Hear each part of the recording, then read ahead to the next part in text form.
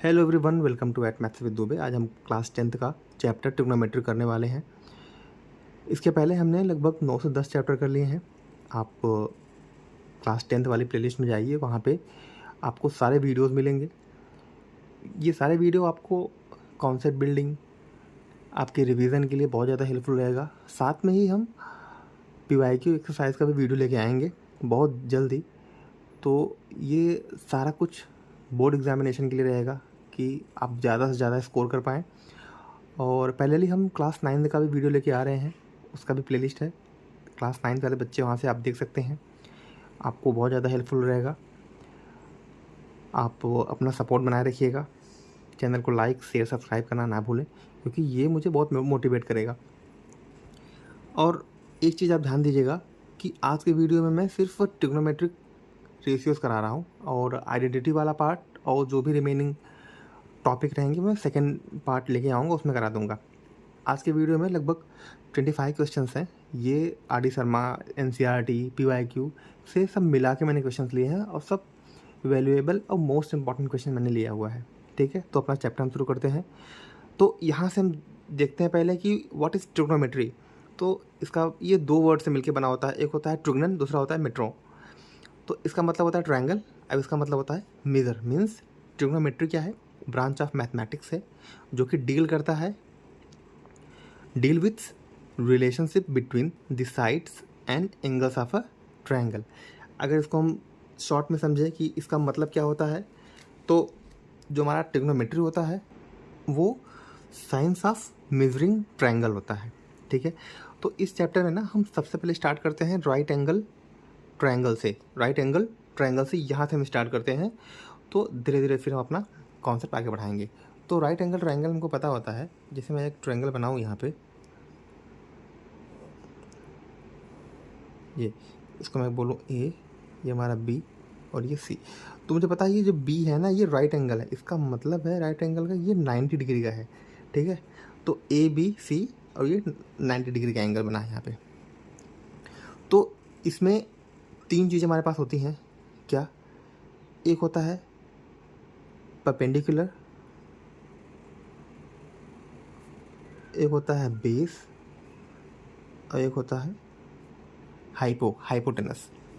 तो ये तीन चीज़ें यहाँ पे हमको चाहिए रहती है। अब देखो, हमने एक फार्मूला पढ़ा होगा, आप जैसे ये क्लास 9th में या उसके पहले ही पढ़े होते हैं बच्चे, पाइथागोरस का फार्मूला, पाइथागोरस रूल क्या होता है। तो अगर मैं यहाँ से देखूँ, पाइथागोरस, ये है पाइथागोरस थ्योरम। देखो, पाइथागोरस थ्योरम पढ़ने से पहले ना हम यहाँ पे सबसे पहले समझ लेते हैं कि परपेंडिकुलर इसमें कौन सा है, बेस कौन सा है, हाइपो कौन सा है ना। देखो 90 डिग्री जो भी रहेगा, अगर मैं इसको ये एंगल बनाऊँ ऐसे, एक ट्रायंगल मैं ऐसे बना दूँ, अगर आप कन्फ्यूज़न ना होता कि ना ABC लगभग ट्रायंगल सेम ही है, बस उसको मैंने फ्लिप कर दिया। देखो ये 90 डिग्री। अब ये हमारा एंगल रहेगा, जो भी एंगल कोई दिया रहेगा, मान लो ये थीटा है, ये भी थीटा है। तो हमेशा एंगल के सामने वाली जो साइड होती है वो हमारी क्या होती है? परपेंडिकुलर। ये मैं शॉर्ट फॉर्म में लिख दे रहा हूँ। एंगल के सामने वाली लाइन क्या होती है? परपेंडिकुलर। एंगल के सामने वाली लाइन परपेंडिकुलर, और 90 के सामने वाली लाइन क्या होती है? हाइपो। 90 के सामने वाली लाइन क्या होती है? हाइपो। समझ में आया? तो ये 90 के सामने है, तो यहाँ पे ये हाइपो हो जाएगा। और ये थीटा एंगल है ना, इसके सामने वाली लाइन क्या हो जाएगा? ये परपेंडिकुलर हो जाएगा। यहाँ पे 90 और थीटा यहाँ पे बन रहे हैं ना इस वाली लाइन पे। फिर देखो परपेंडिकुलर यहाँ से हो गया, यहाँ पे हाइपो हो गया, तो ये वाली लाइन क्या हो जाएगी हमारी? बेस। ये वाली लाइन क्या हो जाएगी? बेस। क्योंकि दोनों एंगल देखोगे आप ना, तो बेस पे ही बन रहे हैं ना, बेस पे। तो 90 के सामने हाइपो, एंगल जो थीटा दिया रहेगा उसके सामने परपेंडिकुलर, यहाँ पे थीटा के सामने परपेंडिकुलर, 90 के सामने हाइपो, और ये बेस। तो ये चीज़ आप ध्यान रखिएगा। अगर समझो कि अगर इसको मैं और किसी तरीके से बना दूँ ट्रायंगल, तो बस आपको ध्यान देना है कि थीटा के सामने परपेंडिकुलर और 90 के सामने हाइपो। देखो, तो यहाँ पे पाइथागोरस थ्योरम में हम कौन से ट्रायंगल का यूज़ करते हैं, राइट एंगल ट्रायंगल का। उसका रीज़न सिर्फ ये है कि इसमें 90 डिग्री का एंगल बनता है और इस थ्योरम में 90 डिग्री एंगल वाला ही ट्रायंगल काम आएगा और कोई नहीं। तो इसमें बोलता ये है कि हाइपोटेनस का स्क्वायर इक्वल टू परपेंडिकुलर का स्क्वायर प्लस बेस का स्क्वायर, मीन्स परपेंडिकुलर का स्क्वायर प्लस बेस का स्क्वायर इक्वल टू हो जाता है हाइपोटेनस के स्क्वायर के इक्वल। ठीक है, ये मैं थोड़ा समय लेके आपको बता दे रहा हूँ क्योंकि ये बहुत ज़्यादा काम आने वाला है इस पूरे चैप्टर में, तो आप इसको अच्छे तरीके से समझ लो। तो यहाँ पर समझ में आया ना, हाइपोटेनस का स्क्वायर इक्वल टू परपेंडिकुलर का स्क्वायर प्लस बेस का स्क्वायर, मतलब इसका स्क्वायर आप करोगे इसके स्क्वायर के प्लस के ये बराबर होता है। आपके समझ गए? ठीक है, अब देखो अगर मैं रेशियोज़ लिखूँ, ठीक है, मैं रेशियोज़ लिख के फिर आपको बताता हूँ। 6 ट्रिग्नोमेट्रिक रेशियोज़ में 3 होते हैं हमारे प्राइमरी और 3 होते हैं रेसिप्रोकल, तो मैं उसको लिख के फिर आपको बताता हूँ। तो प्राइमरी हो गए sine theta, cos theta, tan theta, और इन 3 के अलावा जो और होते हैं वो हमारे हो जाते हैं रेसिप्रोकल। साइन का रेसिप्रोकल कॉसिक, कॉस का रेसिप्रोकल सेक, टैन का रेसिप्रोकल कॉट। तो समझ में आया, 3 हो गए प्राइमरी और 3 हो गए हमारे रेसिप्रोकल। ये टोटल कितने हो गए? 6 ट्रिग्नोमेट्रिक रेशियोज़। अब पाइथागोरस थ्योरम के अकॉर्डिंग इनकी वैल्यू में यहाँ से फाइंड आउट करते हैं। देखो sine theta, cos theta, tan theta, ये फाइंड आउट कर लेंगे तो बाकी 3 तो रेसिप्रोकल है, हमको निकाल लेंगे उसको ऑटोमेटिक। ये हमारा होता है sine theta equal to perpendicular upon, देखो एक फार्मूला आप चाहे तो याद कर लो, P B P upon H H B. इसका एक शॉर्ट ट्रिक भी है, पाकिस्तान भूखा प्यासा, हिंदुस्तान हरा भरा, ऐसे कुछ निमोनिक टाइप का बना के याद कर सकते हो। ठीक है, तो sine theta perpendicular upon hypo, cos base upon hypo, tan perpendicular upon base. अब ये निकल आया, बस बाकी क्या करना है, इसका रेसिप्रोकल ले लोगे। जैसे साइन का क्या होता है रेसिप्रोकल? Cosec theta. एक मिनट देखो, साइन का कॉसिक, कॉस का सेक, टैन का कॉट। तो ये अगर पी अपॉन एच है ये हो जाएगा एच अपॉन पी, ये अगर बी अपॉन एच है तो ये हो जाएगा एच अपॉन बी, ये अगर पी अपॉन बी है तो ये हो जाएगा बी अपॉन पी। बस, तो ये हमारे 6 ट्रिग्नोमेट्रिक रेशियोज आ गए पाइथागोरस थ्योरम से। यहाँ से हम परपेंडिकुलर, हाइपो और बेस के फॉर्म में इसको लिख दिए हैं। ठीक है, तो यहाँ से बेसिक हमारा यही है, हमको यही करना था। अब 1-2 क्वेश्चन है ये पाइथागोरस थ्योरम पे, उसको हम कर लेते हैं फिर आगे बढ़ते हैं अपने मेन क्वेश्चन पे। यहाँ से राइट एंगल ट्रायंगल दिया गया है पी क्यू आर, इससे देखते हैं P R plus Q R equal to 25 centimetre. First equation, P Q equal to 5 centimetre, second equation हमारा हो गया। ठीक है, अब हम करते क्या है कि हाइपोटेनस का स्क्वायर इक्वल टू परपेंडिकुलर का स्क्वायर प्लस बेस का स्क्वायर। तो यहाँ से हो गया ये वाला इक्वेशन जो अभी मैंने बोला आपको, वो मैं यहाँ पे लिख दिया हूँ। ठीक है, अब देखो पी आर का स्क्वायर कर दिया, पी क्यू की वैल्यू मुझे पता है 5, तो 5 का स्क्वायर किया 25 आ गया। यहाँ से क्यू आर, ये क्यू आर हमारा बेस यहाँ का ये स्क्वायर हो गया। देखो अगर मैं पी आर के इक्वल टू में लिखूँ 25 माइनस क्यू आर, तो ये पी आर की वैल्यू यहाँ से मैंने यहाँ पे रख दिया, तो ये हो गया 25 माइनस क्यू आर का होल स्क्वायर, तो ये हो जाएगा 6। अगर मैं इसको ओपन करूँगा तो ये हो जाएगा ए माइनस बी का होल स्क्वायर, तो A square minus B square, A square plus B square minus 2ab ना। तो यहाँ से हमारा ये निकल के आएगा। ठीक है, क्यू आर ये कट गया। ठीक है, 625 ये इधर आ जाएगा, तो ये हो जाएगा 600, ये पूरा उस साइड जाएगा तो हो जाएगा 50 क्यू आर। ये यहाँ से क्यू आर की वैल्यू आ जाएगी 12। ठीक, क्यू आर की वैल्यू आ गई कितनी? 12।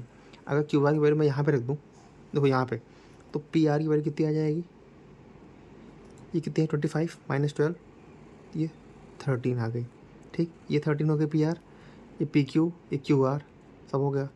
पी क्यू यहाँ पे दिया गया है परपेंडिकुलर, ये क्यू आर यहाँ पे बेस, पी आर यहाँ पे हाइपो। तो अगर आप करना चाहोगे तो 13 का स्क्वायर इक्वल टू में करो 12 का स्क्वायर प्लस 5 का स्क्वायर, दोनों साइड इक्वल हो जाएंगे। ठीक है, नंबर फर्स्ट है इन ट्रायंगल ABC, एक ट्राइंगल है ABC, right angle at C, right angle किस पे है, C पे है, मीन्स 90 डिग्री C है। यहाँ पे angle A equal to angle B दिया गया है, angle A equal to angle B दिया गया है, और क्वेश्चन फर्स्ट है cos A equal to cos B, ठीक है। तो देखो, अगर angle A equal to angle B दिया गया है, means angle A angle B आपस में इक्वल है, तो होता क्या है कि अगर किसी ट्राइंगल में दो एंगल इक्वल हैं तो उसके जो साइड होते हैं ना सामने वाली, वो इक्वल हो जाती हैं। मीन्स B के सामने की साइड ये और A के सामने की साइड ये, अगर दो एंगल इक्वल हैं तो ये साइड भी इक्वल हो जाएंगे। तो इसलिए मैंने यहाँ पे x लिया, यहाँ पे x। तो पाइथागोरस के थ्योरम की हेल्प से आप सॉल्व करोगे तो यहाँ से निकल के आ जाएगा √2x, ठीक है। अब इसको हम और सॉल्व करते हैं। जो मैं अभी तक बोल रहा था मैं यहाँ पे सॉल्व कर दिया हूँ। अब मुझे निकालना है cos A, means cos A। तो मुझे ये एंगल देखना है, तो एंगल के सामने क्या हो जाता है, हमेशा एंगल के सामने क्या होता है, परपेंडिकुलर होता है। तो ये हमारा परपेंडिकुलर हो जाएगा। और इस एंगल के देखो, अब इसके सामने क्या है, हाइपो, ये बेस। समझ में आएगा आपको ना पूरा प्रॉपर अच्छी तरीके से। तो कॉस जो मैं आपको बताया था ना वो रेशियोज, तो उसमें पाकिस्तान भूखा प्यासा, तो ये हो जाएगा बेस अपॉन हाइपो, ठीक है। तो यहाँ पे बेस क्या है, ये वाला बेस हो गया x, हाइपो क्या हो गया, ये हो गया √2x, तो x कैंसिल। तो cos A इक्वल टू हो जाएगा 1/√2।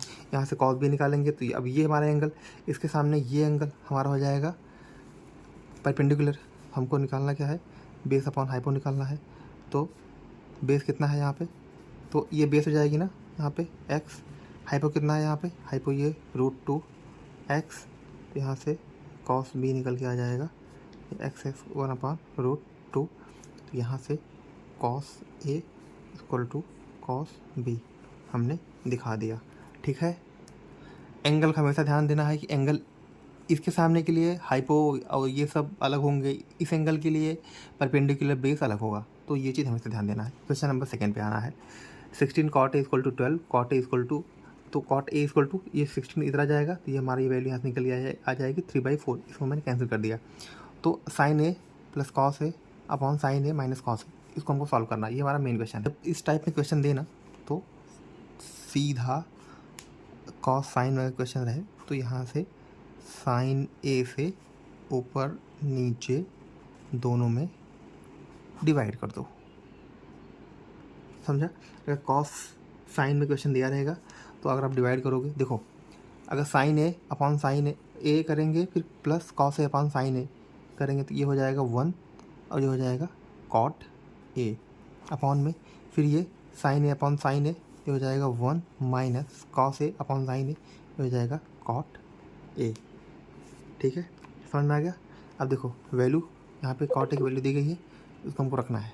तो 1 प्लस 3/4, 1 माइनस 3/4, LCM लिया, 4 1 जा 4, 7 यहाँ पे 4 1 जा 4 माइनस 3, वहाँ पे 1, 4 से 4 कैंसिल, यहाँ से 7 हमारा आंसर हो जाएगा। इक्वेशन ईजी है इसलिए मैं फास्ट करा रहा हूँ, अगर मुझे डिफिकल्ट लगेगा तो मैं कराऊंगा स्लो, ठीक है। अब हम आ जाते हैं क्वेश्चन नंबर 3। ये हमारा क्वेश्चन नंबर 3 है। tan theta plus 1/tan theta equal to 2, tan square theta plus 1/tan square theta equal to 4, ये निकालना है। तो हम करते क्या है, ये क्वेश्चन में इसको करने की 2-3 मेथड है, पर हम यही करते हैं। इसका एलसीएम लिया, ये हो जाएगा हमारा tan स्क्वायर थीटा, ये हो जाएगा 1, ठीक। देखो क्रॉस मल्टीप्लिकेशन आप करोगे, ये हो जाएगा tan square theta plus 1 equal to 2 tan theta. इधर ले लिया, ये कितना हो जाएगा tan स्क्वायर थीटा। अगर मैं 1 को ऐसे लिख दूँ, 1 इसका कोई इशू नहीं ना, तो ये कर लिया इक्वल टू 0। ये मुझे दिखता रहा है कि tan square theta plus 1 square minus 2 tan theta, तो ये a माइनस बी का होल स्क्वायर, इस तरह का कुछ फार्मूला दिख रहा है। तो उसको मैं लिख दूँ अगर tan थीटा माइनस 1 का होल स्क्वायर, तो कोई इशू नहीं। इधर स्क्वायर है तो मैं इसका स्क्वायर हटा दूँ क्योंकि बाजू में 0 है, तो कोई इशू नहीं है। तो यहाँ से tan थीटा इक्वल टू 1। तो किस एंगल पे थीटा की वैल्यू tan में 1 होती है, तो tan 45 इस पे, तो थीटा इक्वल टू 45 डिग्री।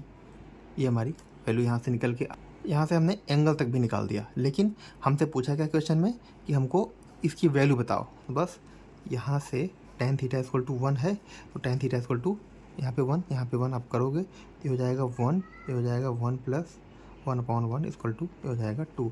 ये हमारे क्वेश्चन का एक पूरा वैल्यू आ गई। ये मैंने एक्स्ट्रा निकाल दिया आपके लिए, ठीक है। अगर बाय द वे उसने थीटा पूछा तो उसके लिए, तो अगर आप चाहिए तो इतना आप ना भी करोगे तो भी चलेगा। क्वेश्चन नंबर 4 पे आते हैं। देखिए, ये हमारा 2 ट्रायंगल दिया गया, राइट एंगल ट्रायंगल है ACB PQR। इसमें B एंड C एक एक्यूट एंगल दिया गया है, B and C acute angle है, ठीक है। Such that sine B equal to sine Q दिया गया है। साइन B साइन Q आपस में इक्वल है, तो हमको प्रूव करना है angle B equal to angle C। तो हम right angle triangle Pythagoras theorem अगर आप पढ़े होंगे अच्छे से, जो मैं अभी बताया आपको, तो वहाँ से ये समझ में आएगा आपको कि साइन बी मैं यहाँ पे ले रहा हूँ, साइन बी यहाँ से ले रहा हूँ, तो परपेंडिकुलर अपॉन हाइपोटेनस, तो ये हमारा परपेंडिकुलर हो जाएगा, ये हमारा हाइपो हो जाएगा, ठीक है। यहाँ ऐसे ही साइन क्यू यहाँ पे ये हो गया। तो हम करते क्या है कि sine B equal to sine Q कर लेते हैं, फिर यहाँ से इन दोनों की वैल्यू आपस में इक्वल हो जाएगी, इसको हम के इक्वल में लेट कर लेते हैं, ठीक है। तो पहला इक्वेशन हमारा क्या बन जाता है, देखो पी आर को इधर लेके आते हैं, ए बी को इधर लेके जाते हैं, ठीक है। तो यहाँ से A C upon P R equal to A B upon P Q equal to के।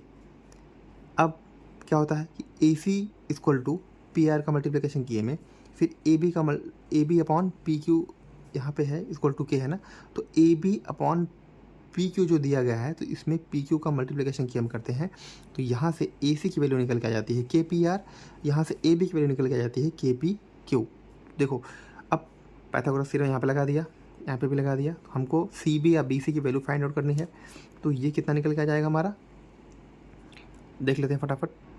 तो यहाँ तक हमने सॉल्व कर लिया था। अब इसके बाद देखिए बी, देखो B C upon Q R,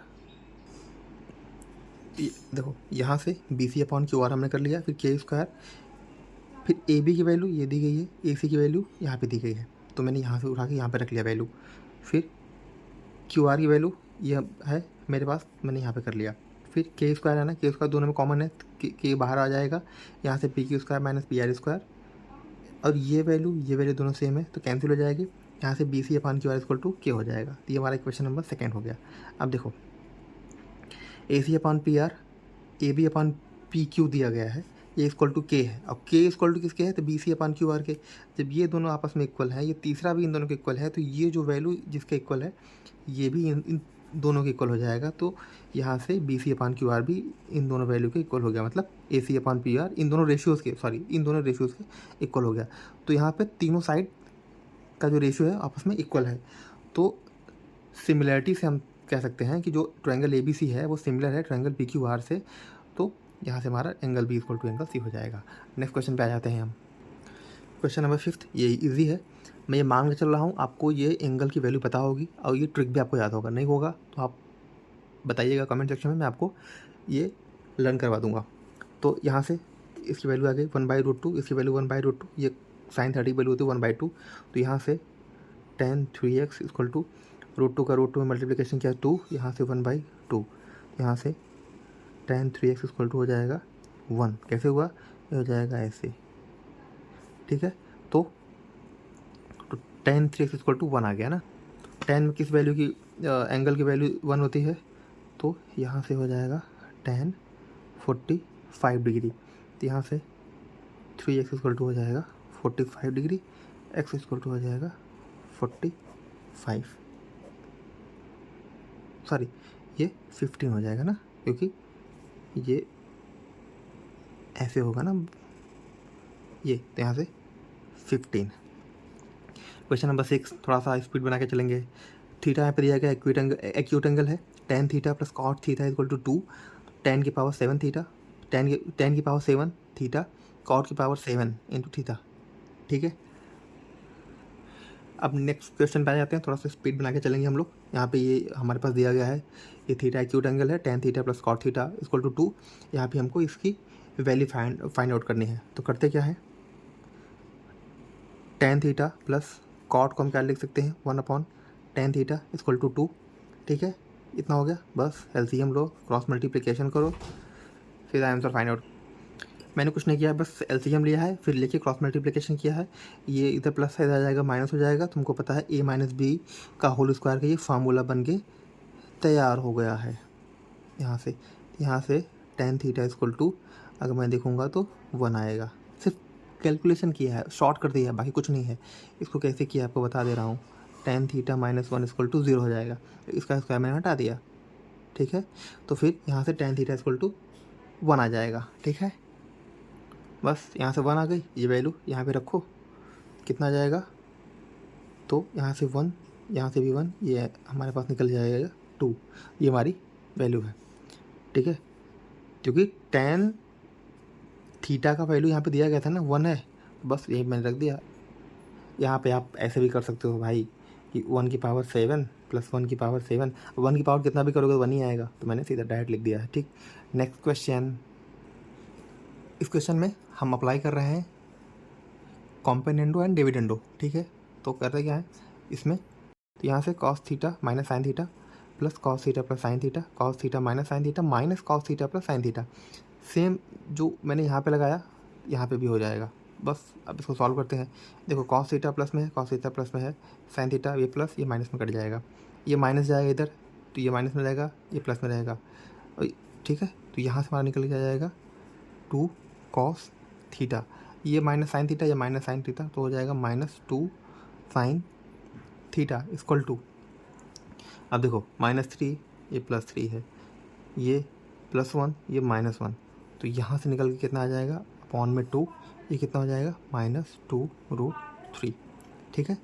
देखो 2 से 2 कैंसिल, 2 से 2 कैंसिल, माइनस से माइनस कैंसिल, तो यहाँ पे बचा कितना, कॉट थीटा, क्योंकि sine theta upon cos theta upon sine theta equal to cot theta होता है।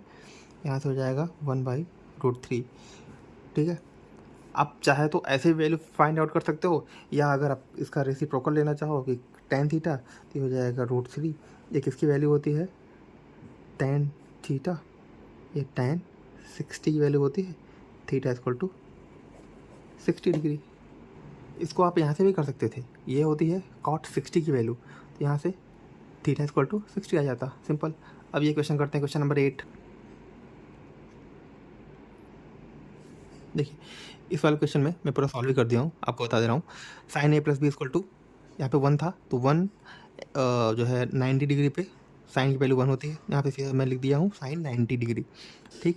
तो यहाँ से a प्लस बी, क्योंकि दोनों साइड साइन है, तो यहाँ पे a plus b equal to 90 हो जाएगा। इसी तरह कॉस में भी cos a minus b equal to √3/2 cos 30 की वैल्यू होती है, तो यहाँ से कॉस दोनों साइड है, तो a minus b equal to 30 degree हो जाएगा।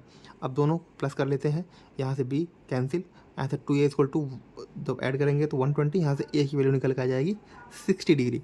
तो 60 की वैल्यू चाहे फर्स्ट में चाहे सेकेंड किसी भी इक्वेशन में रख के यहाँ से हमने b की वैल्यू फाइंड आउट कर लिया, तो यहाँ पे a और b की वैल्यू हमको मिल गई। अब नेक्स्ट क्वेश्चन करते हैं, क्वेश्चन नंबर 9। इस वाले क्वेश्चन में साइन a प्लस बी का फार्मूला दिया गया है। अब फिर हमको वैल्यू फाइंड आउट करनी है साइन 75 की, ठीक है। तो 75 को अगर मैं ऐसे लिख दूँ तो कोई इशू, 45 डिग्री प्लस 30, अगर इसको ऐड करोगे आप 75 ही आएगा ना। तो यहाँ से अगर मैं देखूँ तो a की वैल्यू निकल के आ गई 45, b की वैल्यू निकल के आ गई 30 डिग्री। बस इसी वाले फार्मूले हम रखते हैं, तो साइन 45 ये करके आ गया यहाँ पे, बस सीधा वैल्यू रखो 1/√2, कॉस 30 की वैल्यू होती है √3/2, कॉस 45 की वैल्यू होती है 1/√2, साइन 30 की वैल्यू होती है 1/2। सॉल्व कर लो, ये हो जाएगा √3/2√2, बस बराबर। तो यहाँ से हमारी ये वैल्यू निकल गया। क्वेश्चन में हमको ए बी की वैल्यू दी गई है, एंगल बी ए सी 60 डिग्री दिया गया है, और बी सी की वैल्यू हमको फाइंड आउट करनी है। ये बी सी ये साइड दिया गया है। देखो तो पहली बात तो जो एंगल बी है ये 90 होगा, ये सारे एंगल देखो, ये भी 90 है, ये भी 90 है, ये भी 90, ये क्वाड्रिलेटरल है, ठीक है। अब देखो ये 60, ये 90, तो ये 150 हो गया, ये बचा 30, अगर ये 30 तो ये टोटल कितना होता है 90, ये हो जाएगा 60। हमको बी सी फाइंड आउट करनी है, हमको सब कुछ मिल गया, अब बस सीधा वैल्यू निकाल देते हैं। अगर मैं ये एंगल ले रहा हूँ, ठीक है, ये वाला एंगल ले रहा हूँ, क्योंकि मुझे ए बी की वैल्यू पता है ना 20, मुझे ये निकालना है बी सी। तो देखो ये एंगल है, एंगल के सामने क्या होता है परपेंडिकुलर, बाकी ये तो हो गया बेस। तो बेस और परपेंडिकुलर जो मैं रेशियो बताया था वो किस में होता है, tan में। तो ये हो जाता है परपेंडिकुलर अपॉन बेस, क्योंकि ठीक है यहाँ पे tan 60 की वैल्यू हो जाएगी √3 और फिर परपेंडिकुलर और बेस की वैल्यू दी गई है यहाँ पे, बस क्रॉस मल्टीप्लिकेशन करो, यहाँ पे निकल के आ जाएगा 20/√3। यही हमारा क्या हो जाएगा BC की वैल्यू, ठीक है 20/√3। नेक्स्ट क्वेश्चन पे आ जाते हैं। थोड़ा हम फास्ट करा रहे हैं क्योंकि हमारे पास क्वेश्चन बहुत ज़्यादा है और वीडियो ऑलरेडी बहुत ज़्यादा लेंदी हो चुकी है। इस क्वेश्चन में एक सर्कल है, सर्कल के अंदर एक ट्रायंगल दिया गया है हमारा, और इसमें दिया गया है कि एंगल ABC आपस में इक्वल है और जिसकी वैल्यू दी गई है 60 डिग्री, ठीक है। तो हम करते क्या है ना कि जो हमारा सेंटर दिया गया है, सेंटर से B तक एक लाइन खींचते हैं, फिर C तक, फिर A तक। तो ये है लाइन क्या, ये हमारी एक्चुअल में है रेडियस, ठीक है। तो आप देखोगे तो AO BO CO 6 सेंटीमीटर दिया गया है, जो कि हमारा रेडियस है, और हमको साइड फाइंड आउट करनी है। तो हम करते क्या है कि OD मतलब BC पे एक परपेंडिकुलर लाइन ड्रॉ कर देते हैं OD, ठीक है। यहाँ पे मैंने लिखा हुआ हूँ कि OD perpendicular from O on side BC, then D is the mid point on BC and OB and OC। समझ में आया आपको ना।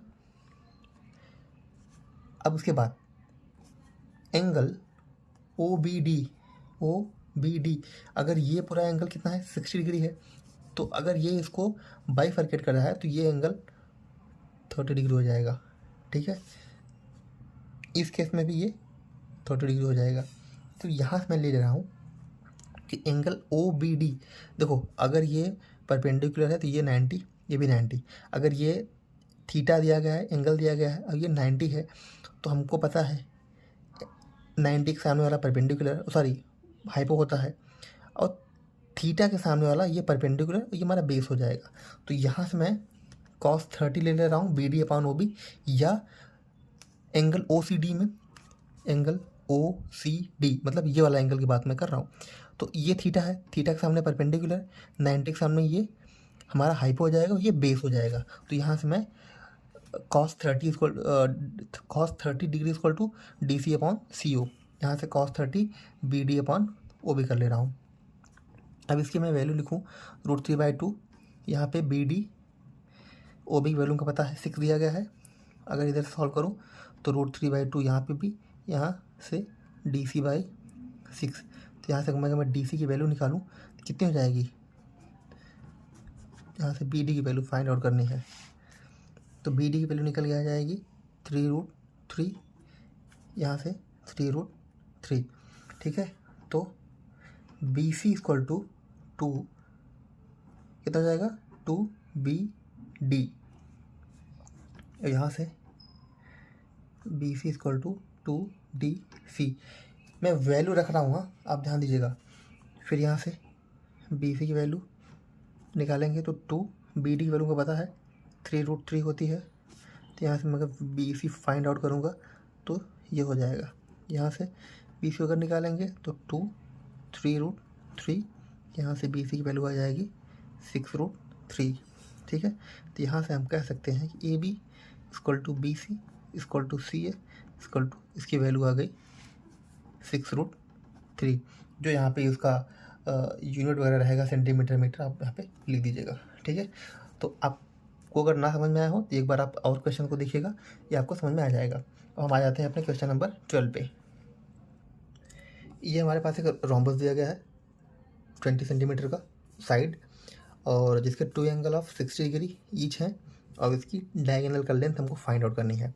तो देखो अगर साइड हमको 20 सेंटीमीटर दिया गया है और एक डायगोनल हमको बता दिया गया है, और जो एंगल दिया गया है वो कितना दिया गया है 60 डिग्री दिया गया है, ठीक है। तो देखो अपोजिट एंगल क्या होते हैं, इक्वल होते हैं इसमें। तो हम करते क्या हैं, इसमें अगर ये 60 डिग्री दिया गया है, अपोजिट एंगल इक्वल है ना, तो अगर ये 60 है तो ये भी 60 होगा। ये डायगोनल क्या करते हैं, समझ में आया ना, डिवाइड कर देते हैं, क्योंकि डायगोनल अगर है तो इक्वल में डिवाइड करेगा। तो अगर ये 60 टोटल है तो ये 30 मतलब ये 30 डिग्री हो जाएगा, ठीक है, ये वाला एंगल। और सेम चीज़ यहाँ पे भी, यहाँ पे ये 30 डिग्री हो जाएगा। तो यहाँ से अगर मैं ले लूँ कि cos 30 degree equal to B/H means base upon hypotenuse. ये मैं कौन से ट्रायंगल की बात कर रहा हूँ पता है ना आपको? ओ डी सी वाला ट्रायंगल में आप देखेंगे तो cos 30 डिग्री मैं ले रहा हूँ, तो cos 30 देखो ये 30 है, तो अगर यहाँ पे ये देखो ये परपेंडिकुलर है, यहाँ पे ये परपेंडिकुलर है, तो यहाँ पे ये 30 हो गया, मतलब थीटा हो गया, यहाँ पे ये 90 हो गया। मुझे पता है कि थीटा के सामने वाला परपेंडिकुलर होता है, 90 के सामने वाला हाइपो होता है, और जो दोनों जिस साइड पे होते हैं वो बेस होता है। ये हमारा बेस है, ये हमारा हाइपो, ये हमारा परपेंडिकुलर। हमको बेस चाहिए, ये हमारा बेस हो गया OD। हमको हाइपो चाहिए, ये हमारा हाइपो हो गया। समझ में आया आपको? बस वैल्यू रखो यहाँ पे। cos 30 की वैल्यू कितनी होती है? √3/2। और OD/DC, OD की वैल्यू हमको पता है नहीं, DC की वैल्यू पता है 20।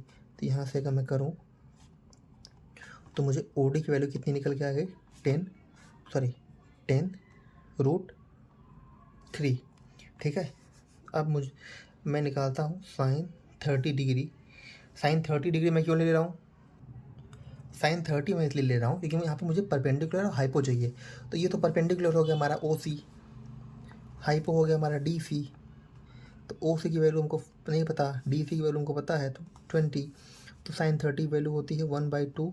तो यहाँ से OC हो जाएगा 20, यहाँ से मैं निकालूंगा तो OC की वैल्यू आ जाएगी 10। समझ में आया? तो अगर मैं निकालूँ AC = 2 इंटू OC, क्यों? उसका रीज़न समझो। AC क्या होता है? ये फुल डायगोनल है ना, तो यहाँ पे जो डायगोनल है AC, अगर यहाँ पे जो मिड पॉइंट है ना O जो यहाँ पे लिखा गया है, तो AO = OC। समझा आपने? AO = OC मतलब AO प्लस करोगे OC तो ये पूरा AC हो जाएगा। तो मैं बोल सकता हूँ कि जो हमारा AC है ना वो क्या है, अगर मैं उसमें OC में मतलब AC 2 टाइम्स है OC के, या फिर AC 2 टाइम्स है AO के, तो मैं यही यहाँ पे लिख रहा हूँ। ठीक है, सेम BD वाले केस में कि BD क्या है? 2 टाइम्स है किसके? OD के। मतलब क्या है? OD क्या है? हाफ है BD के ना। बस जो वैल्यू निकाले थे आप यहाँ पे रख दो। तो यहाँ पे AC की वैल्यू आ गई 20, यहाँ से BD की वैल्यू 2, OD की वैल्यू आपने निकाला था 10√3। यहाँ पे BD की वैल्यू कितनी आ गई? 20√3। तो AC मुझे फाइंड आउट करना था, इसकी लेंथ, BD फाइंड आउट करना था इस डायगोनल की लेंथ। यहाँ से हमारी ये वैल्यू आ गई। ठीक है, नेक्स्ट क्वेश्चन नंबर 13। यहाँ पे अल्फा बीटा गामा दिया गया है, ये पॉजिटिव एक्यूट एंगल है। इसमें इस वाली वैल्यू के इक्वल टू 1/2, इसके इक्वल टू 1/2, इसके इक्वल टू 1 दिया गया है। हमको alpha beta gamma find out करना है। तो हम करते क्या है, हमको पता है इस साइड में साइन दिया गया ना, तो मुझे इस साइड में भी साइन चाहिए। तो 1/2 किसकी वैल्यू होती है? sin 30 की। यहाँ पे कॉस दिया गया है, इस साइड में कॉस चाहिए, तो यहाँ पे 1/2 किसकी वैल्यू होती है? cos 60 की। यहाँ पे tan, तो इस साइड में भी tan, ये किसकी वैल्यू होती है? tan 45 की। देखो दोनों साइड साइन है ना, तो alpha plus beta plus gamma equal to 30। यहाँ पे दोनों साइड कॉस है तो बीटा ये वैल्यू 60 की है। यहाँ पे दोनों साइड tan है तो ये वाली वैल्यू इसके इक्वल हो जाएगी। समझा आपने? देखिए मैं ये बोल रहा था कि यहाँ से ये फर्स्ट, यहाँ पे ये सेकेंड, यहाँ से ये थर्ड। अब करना क्या है, फर्स्ट को सेकेंड में आप ऐड करोगे, तो अगर फर्स्ट को सेकेंड में ऐड करोगे ना तो अल्फ़ा से अल्फ़ा कट जाएगा। ठीक है, देखो यहाँ से ये थोड़ी सी मिस्टेक हो गई, यहाँ पे ये माइनस रहेगा ना, माइनस, सॉरी देखो गामा से गामा, अल्फ़ा से अल्फ़ा, तो यहाँ से आ जाएगा 2 बीटा = 90 डिग्री। तो बीटा, तो यहाँ से बीटा निकल के आ जाएगा 45। से फर्स्ट और थर्ड करना है ना, तो अल्फ़ा सॉरी गामा से चला जाएगा क्योंकि ये प्लस माइनस है। फिर यहाँ से बीटा चला जाएगा, तो यहाँ से 2 अल्फ़ा की वैल्यू आएगी हमारे पास। किसकी वैल्यू आएगी? 2 अल्फ़ा की वैल्यू आ जाएगी कितनी? 105। तो अल्फ़ा की वैल्यू आ जाएगी 105/2, या इसको बोल सकते हो 52 1/2। ठीक है, देखो बीटा क्या आ गई, अल्फ़ा क्या आ गई, किसी इक्वेशन में रख के आप गामा की वैल्यू फाइंड आउट कर सकते हो। इस तरह के क्वेश्चन बोर्ड एग्जामिनेशन के साथ साथ कॉम्पिटिटिव एग्जाम में भी बहुत इंपॉर्टेंट होते हैं। देखो आपको मैं ये सब क्लास 9 में बताया गया है, अगर आपको नहीं पता रहेगा तो बेसिक मैं क्लास 9 में पढ़ाऊँगा, तो आप चाहे तो वीडियो भी देख सकते हैं। बहुत लंबा नहीं, छोटा वीडियो होगा। कॉस अगर ये 90 - थीटा करेंगे तो sin थीटा आएगा ना, तो ये देखो, ये ऊपर कॉस है, नीचे साइन है, तो दोनों को एक में ही करते हैं। तो करते क्या है कि यहाँ पे अपन लिखते हैं कॉस 90 माइनस 53 करेंगे तो ये वैल्यू 37 ही आएगी। ये हो जाएगा साइन 53। तो कॉस 90 माइनस थीटा कितना होता है, साइन थीटा। तो ये हो जाएगा साइन 53, नीचे भी साइन 53। ये वैल्यू कितनी हो गई, 1। ऐसे ही क्वेश्चन करना रहता है। अब नेक्स्ट क्वेश्चन पे आ जाते हैं। इन दोनों में से ना किसी एक को चेंज कर लेते हैं। तो अपन साइन को अगर मैं चेंज कर लूँ, साइन 90 माइनस 51, या डिग्री वेरी लगा लिया करिए, ये कॉस 51 डिग्री, कॉस 51। तो ये साइन किस में चेंज हो जाता है, कॉस में। ये 51 माइनस कॉस 51 डिग्री, ये कैंसिल होके 0 आ जाएगा। देखो इस वाले क्वेश्चन में करना क्या है, ऊपर cos sine, cos sine, cos cosec है ना, तो अब ना इन दोनों को एक रेशियो में लाते हैं, चाहे साइन में चाहे कॉस में। इसको भी वैसे ही करते हैं। तो करते क्या है ना, पहले वाले में देखते हैं कि कॉस को अगर मैं लिख दूँ 90 माइनस 10 तो 80 हो जाएगा। अब इसको साइन 10 प्लस कॉस 59 को अब ऐसे ही रहने दो, कॉसेक को नीचे लाओगे क्या हो जाएगा, साइन, क्योंकि रेसिप्रोकल होता है ना साइन का। और 31 को अगर मैं लिख दूँ 90 माइनस 59 तो वही रहेगा ना। तो ये 90 minus theta sine 10 upon sine 10, ये cos 59 sine 90 minus theta cos theta, ये कॉस 59। तो ये वैल्यू यहाँ से आ जाएगी 2। ऐसे अब हम क्वेश्चन नंबर 17 पे आते हैं। तो इसको भी सेम वैसे जैसे अभी तक हम कर रहे थे ना, बस उसी स्ट्रेटजी से करना है। तो इसको चेंज करते हैं अपन। इसको करते क्या है, देखो इस क्वेश्चन में ना भाई कॉस थीटा होता है ना, जैसे यहाँ पे मैं आपको समझाऊँ कि कॉस थीटा को मैं क्या लिख सकता हूँ, साइन 90 माइनस थीटा, ये लिख सकता हूँ ना। क्या, कॉस थीटा को साइन 90 माइनस थीटा लिख सकता हूँ ना। तो सेम अगर ये पूरा मैं थीटा मानूँ तो साइन 90 माइनस थीटा, 50 वाले को नहीं चेंज कर रहे हैं तो यहाँ से 40, फिर यहाँ से ये चेंज कर दिया 90 मान। देखो कॉस स्क्वायर थीटा है ना, तो यहाँ से 90 है, 50 है, तो 90 माइनस 40 कर दिया। ये 40 को रहने देते हैं, यहाँ 50 चेंज कर रहे हैं तो 50 ही चेंज करेंगे। तो साइन स्क्वायर 50 दिया है, तो साइन स्क्वायर 90 माइनस 40। तो देखो मैं इसको सॉल्व करूँ, 90 माइनस 40 कितना हो जाएगा, साइन 50, ये माइनस माइनस प्लस, ये हो जाएगा। ठीक है, क्वेश्चन में यहाँ पे 50 दिया था यार, थोड़ी सी भूल हो गई। ठीक है, अब देखो यहाँ से साइन 50, ये डिग्री भूल जाता हूँ, आप लगा लिया करिए, कोई इशू नहीं। ये मैं यहाँ पे थोड़ा सा इसको सॉल्व कर दिया हूँ। ये तो यहाँ से हो जाएगा साइन स्क्वायर माइनस 40 थीटा, फिर यहाँ से साइन स्क्वायर, ये 90 माइनस 40 किया, तो यहाँ से कॉस स्क्वायर 40 डिग्री। देखो ऊपर भी नीचे भी सेम, ये कैंसिल हो जाएगा, ये पूरा प्लस में, ये पूरा माइनस में, तो ये कैंसिल, यहाँ से 0, यहाँ से 1, ये वैल्यू आ गई 1। देखो वीडियो बहुत लेंथी हो चुका है, तो यहाँ से अपन 17 क्वेश्चन तक ही रखेंगे। बाकी और जो क्वेश्चन बचे हैं और जो हमारा मैं आपको बताया था जो रिमेनिंग पार्ट रहेगा ट्रिग्नोमेट्री का, वो मैं नेक्स्ट वीडियो में आपको करा दूंगा। बस आप चैनल को लाइक शेयर सब्सक्राइब करें, ज़्यादा से ज़्यादा जो बोर्ड एग्जामिनेशन के बच्चे हैं उन तक ये चैनल पहुँचाएँ। और थैंक यू सो मच।